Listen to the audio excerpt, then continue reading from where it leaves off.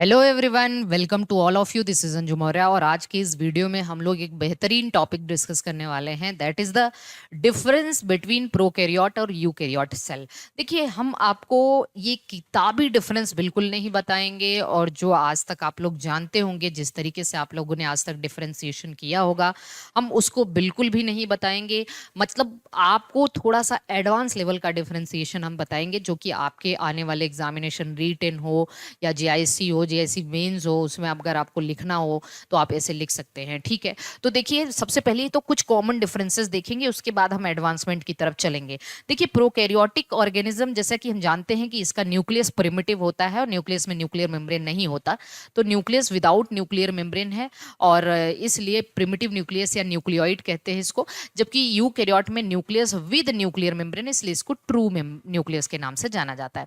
आप सभी को पता होना चाहिए कि जो प्रोकैरियोट सेल है, प्रोकैरियोट सेल में एक single circular double strand DNA एक जेनेटिक मटेरियल के तौर पे होता है, जबकि यूकैरियोट में लीनियर डबल स्ट्रैंडेड डीएनए होता है। एक्सेप्शन के तौर पे माइटोकॉन्ड्रिया और प्लास्टिड है, जिसमें सर्कुलर डबल स्ट्रैंड डीएनए पाया जाता है। प्रोकैरियोट में नेकेड डीएनए है। नेकेड का मतलब हिस्टोन प्रोटीन एब्सेंट होता है, सबको पता है हिस्टोन प्रोटीन प्रोकैरियोट में और मीजोकैरियोट में एब्सेंट होता है, बस और बस यूकैरियोट का फीचर है ये। ठीक है, और इसके बाद यहाँ यूकैरियोट में हिस्टोन प्रोटीन प्रेजेंट है।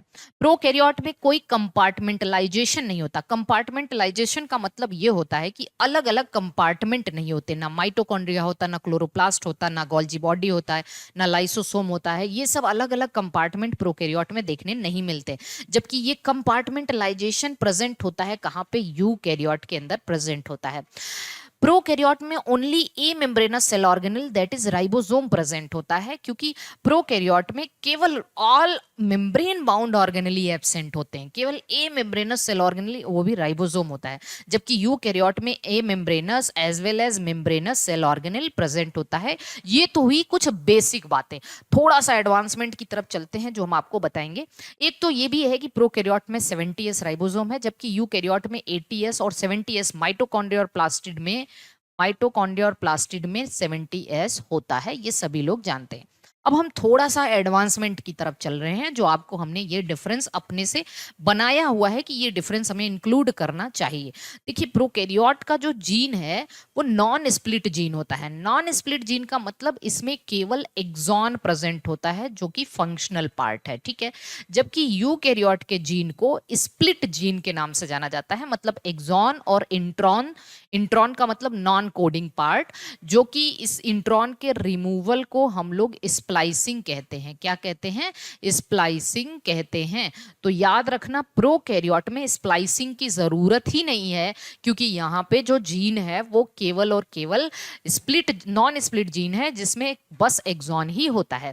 इंट्रॉन्स को हम लोग इंटरवेनिंग सीक्वेंसेस के नाम से भी जानते हैं। कभी कभी आपसे पूछ दिया जाता है इंटरवेनिंग सीक्वेंसेस, है ना। चलिए, दूसरी चीज, प्रोकैरियोट में प्लाज्मिड प्रेजेंट होते हैं। Plasmid circular double strand DNA, extra chromosomal hereditary material कहते हैं इनको। यूकैरियोट में प्लाज्मिड नहीं देखा जाता, एक्सेप्ट एक यूकैरियोट ईस्ट, जिसको 2 माइक्रोन प्लाज्मिड जिसमें प्रेजेंट होता है। बाकी किसी और यूकैरियोट में प्लाज्मिड नहीं देखा जाता। सेलुलर रेस्पायरेशन की अगर हम बात करें, थोड़ा और एडवांसमेंट की तरफ चल रहे हैं, तो आपको पता है हमारे सेलुलर रेस्पायरेशन में ग्लाइकोलिसिस, क्रेब्स साइकिल और ईटीएस आता है। देखिए, प्रोकैरियोट में कोई कंपार्टमेंट नहीं है, तो चाहे वो ग्लाइकोलिसिस हो, वो भी साइटोसॉल में हो रहा है, क्रेब्स साइकिल भी साइटोसॉल में हो रहा है, और ईटीएस मतलब electron transport system, inner mitochondrial, sorry, ये हम किसकी बात कर रहे हैं? ये प्रोकैरियोट की बात कर रहे हैं ना। तो प्रोकैरियोट की बात करें तो ये आपका प्लाज्मा मेम्ब्रेन के अंदर हो रहा है। ठीक है, प्लाज्मा मेम्ब्रेन के अंदर हो रहा है। इतनी बात सभी को समझ में आ रही है? तो ये प्लाज्मा मेम्ब्रेन के अंदर होता है इलेक्ट्रॉन ट्रांसपोर्ट सिस्टम। ठीक है, क्योंकि प्लाज्मा मेम्ब्रेन का ही जो इनफोल्डिंग है मीजोजोम होता है, तो मीजोजोम। तो यहाँ पे देखिए, माइटोकॉन्ड्रिया तो नहीं है, तो ग्लाइकोलिसिस भी साइटोसॉल में, क्रेब्स साइकिल भी साइटोसॉल में, और electron transport system plasma membrane में। यूकैरियोट की बात करें तो ग्लाइकोलिसिस तो साइटोसॉल में है, क्रेब्स साइकिल माइटोकॉन्ड्रियल मैट्रिक्स में है, लेकिन electron transport system inner mitochondrial membrane में होता है।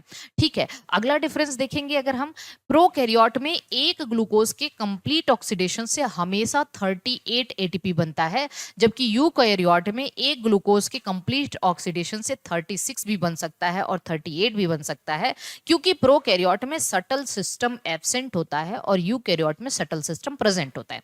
ये सटल सिस्टम अगले वीडियो में या किसी वीडियो में हम आपको जरूर से जरूर बताएंगे सटल सिस्टम होता क्या है, ठीक है। तो आप वीडियो फॉलो करते रहिएगा, तो आपको सटल सिस्टम के बारे में भी कभी ना कभी 1 2 4 दिन के अंदर पढ़ने को मिलेगा। तो आपको पता चल जाएगा कि क्यों प्रोकैरियोट में हमेशा 38 एटीपी बनता है ग्लूकोज के ऑक्सीडेशन से, और क्यों यूकैरियोट में एक ग्लूकोज के ऑक्सीडेशन से कभी 36 बन सकता है, कभी 38 बन सकता है।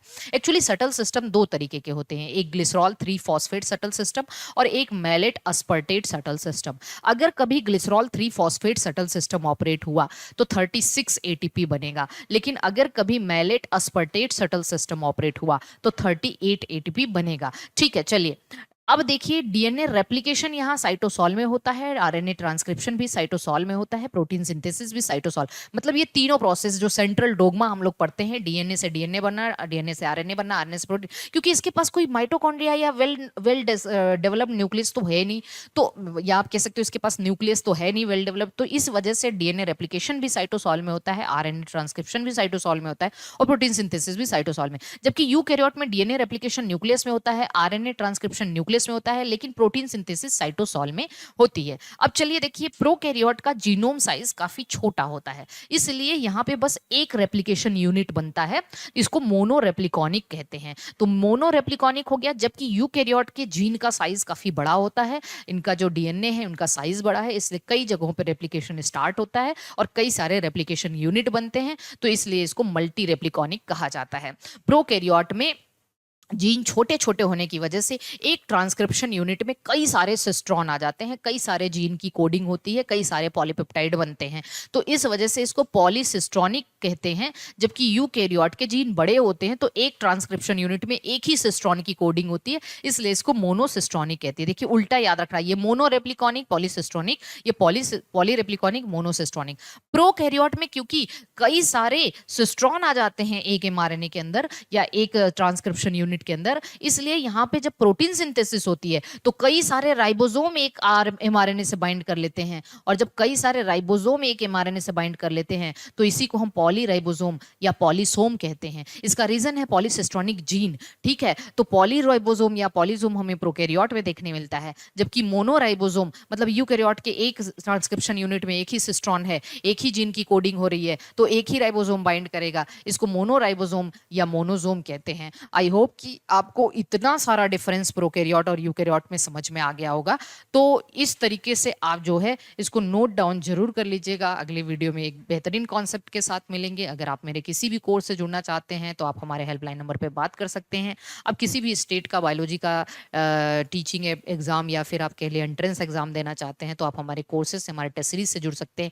हर स्टेट के लिए हमारे पास अलग अलग कोर्सेज हैं, अलग अलग टेस्ट सीरीज हैं, तो आप हमारे जो है कोर्सेज से जुड़ने के लिए हेल्पलाइन नंबर पे कॉल कर सकते हैं। ओके, बाय बाय सभी को, ऑल द बेस्ट।